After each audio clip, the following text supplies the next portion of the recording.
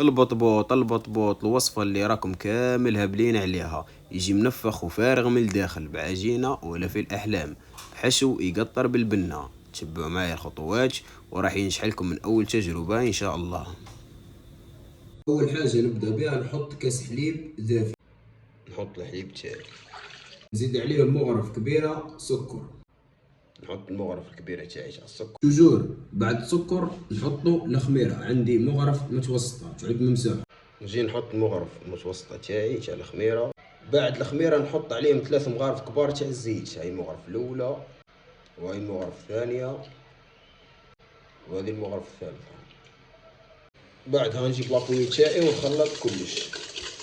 في هذه اللحظة نجيب الكاس الأول تاع الفرينة نحطو، ونحط غير ربع تاع مغرف صغيرة تاع ملح فوق الفرينة، ونبدا نلم في العجين الفرينة حتى نتحصل على عجينة متماسكة. ما لميت العجين نجي نعجنو من 6 دقائق ل 8 دقائق، ودرك هاي من بعد ما كملنا عجناها لازم تحصلوا عليها رطبة من الفوق.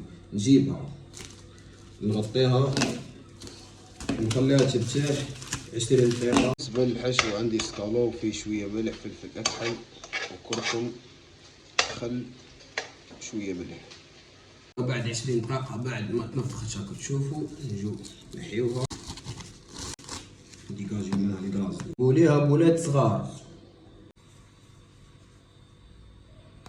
جيتي لي درتها حكمت لي 9 حبات، نجي نغطيهم ونخليهم 10 دقائق يروبوزيو ونجو نفتحو. نزيد شوية دقيق رقيق ونبدا نفتح فيهم به، نحط شوية دقيق منضغطش عليهم ياسر راها، منفتحوهمش ياسر. كيف نخليهم 1 سنتيم ولا شوفوا كيف يعودوش رقيق طولهم يعودوش خشن طول. ها الكونطور ها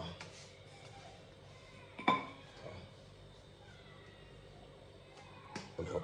نجيب طلاق ونحطيه فوق سيرفيتا ونبدا نحط فيهم كامل يعني. والسر تاع الوصفة كامل باش ينجحوا لك هو هنا، من بعد ما تفتحهم لازم تخليهم يروبوزيو حتى تشوفهم باللي الحجم تاعهم متضاعف، باش نهزهم وتبدا تحط فيهم في المقله حتى تلقاهم ديفلوبيو وتلقاهم فارغين. نكملوا روبوزاو ونجو نحطوهم على المقله. دوكا نحطها تسخن، جيس ما تسخن تعود سخونه مليح.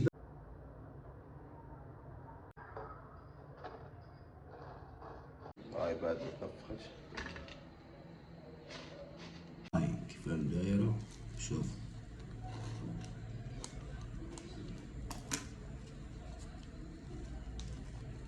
نفسها اللي درتها لكم في المحل، يعني نسمم على زوز انا تقدروا تفتحوهم، نسمم عليه لالاش كيما هكا.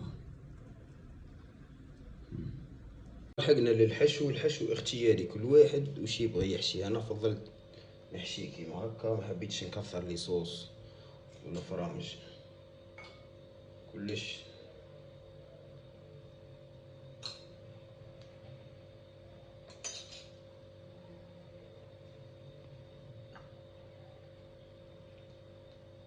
حشو الحبة زيتونة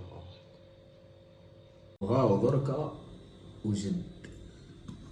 شوف لي ربي يبارك الحبة كيف دايرة، شوف لي كيف دايرة فوقها. بسم الله.